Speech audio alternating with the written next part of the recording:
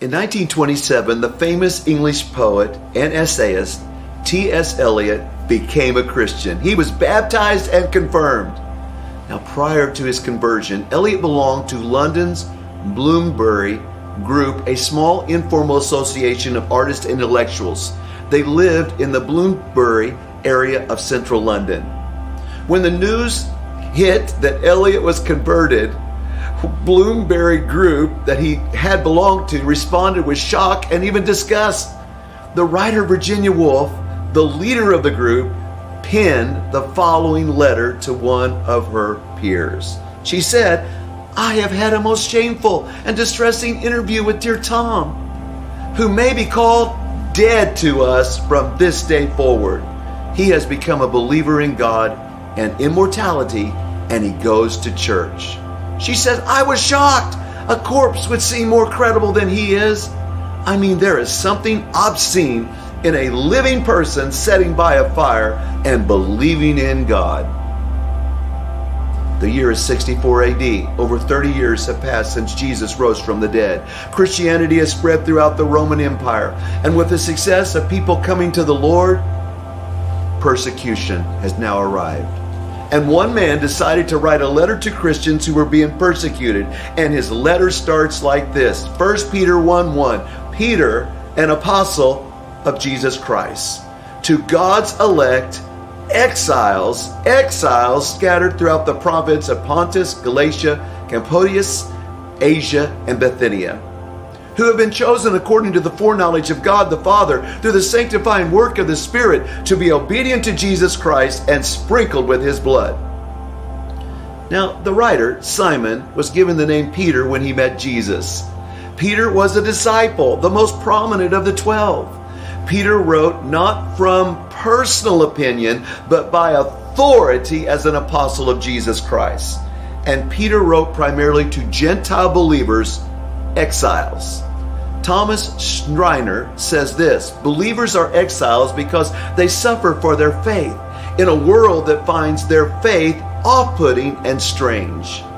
The believers lived in the Roman world, but their citizenship was in heaven.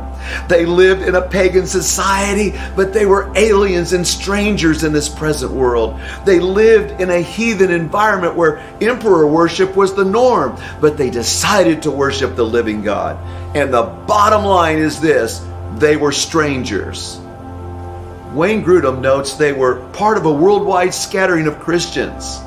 They were dispersed throughout the world, far from their heavenly homeland. John 17:16 says they were not of the world, even as Jesus was not of it. Since believers were strangers in the world, they were considered strange to those in the world. 1 Peter 4:4 further states, "They are surprised when you do not join them in their reckless, wild living, and they heap abuse on you." Living for God resulted in cruel persecution. And guess what? That happens today. George Galatius was an engineer at Millstone Nuclear Power Station in Waterford, Connecticut, when he discovered something was wrong. Spent fuel rod pools threatened to release radioactivity throughout the plant. The pools were not designed to serve as nuclear dumps. Fearing the violations would threaten thousands of lives, Galatius told his colleague that they should contact the Nuclear Regulatory Commission. His colleague was concerned for his friend's future. He said, "You do that and you are dog meat." When Galatius urged plant managers to stop hazardous practices, they refused. Since many of his supervisors were church goers, he was baffled. And after 2 years, nothing changed, except the workplace atmosphere in which he found himself. When he sat down in the cafeteria, coworkers left. When he entered a meeting, the room fell silent. Coworkers spread rumors that he was an alcoholic, and his performance evaluation suffered. Galatius began an intense search for God's guidance. He awoke at 4 a.m. to pray and read scripture, and during lunch breaks he drove to a secluded place to pray and search the Bible. It was during one of those prayer times that Galatius believed God whispered to him these words, "Will you die for me?" Though he feared for his safety, Galatius realized there were many ways of dying. His livelihood, his reputation, his family were at stake. Previous whistleblowers' families had gone through tremendous emotional strain. Northwest Utilities, owner of the nuclear plants, would likely hire one of the nation's top law firms to fight him. How many men in their mid-40s can lose high-paying jobs and start a second career? After months of prayer and study, he concluded that no matter how much he was badgered, God would not allow him to be devastated. He decided to contact the NRC, and they offered him no refuge. When Galatia further petitioned the NRC to suspend Millstone's license, his cause became public and the pressure increased, and co-workers confronted him in the hallways and in his office, and some called him a fool, others called him a troublemaker.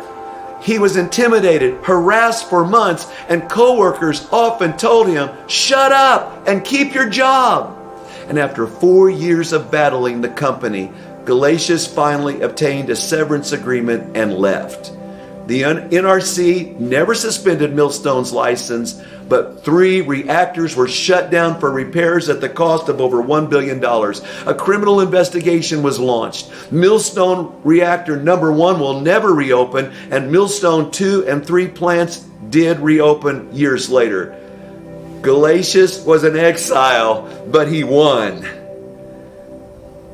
And the bottom line is, are you fighting for something that's important in this world where all the pressure comes down on you?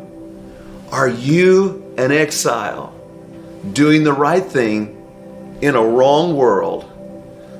Is never easy, but be an exile for God and you will ultimately